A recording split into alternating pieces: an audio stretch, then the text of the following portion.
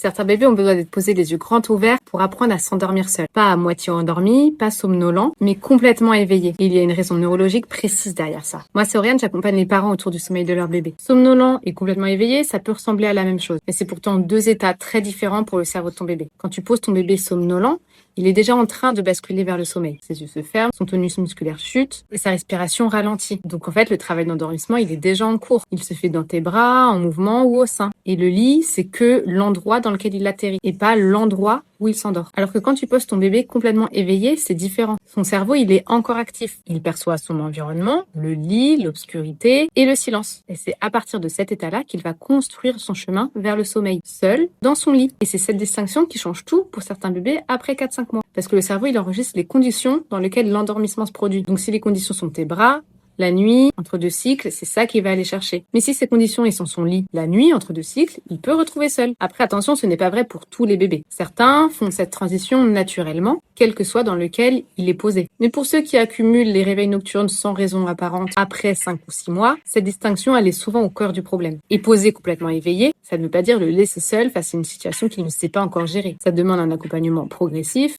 adapté à l'âge et au tempérament de ton bébé. Donc si ton bébé s'endort facilement le soir mais se réveille plusieurs fois dans la nuit, écris sommeil en commentaire. On regarde ensemble ce qui se passe et si un accompagnement peut changer les choses durablement.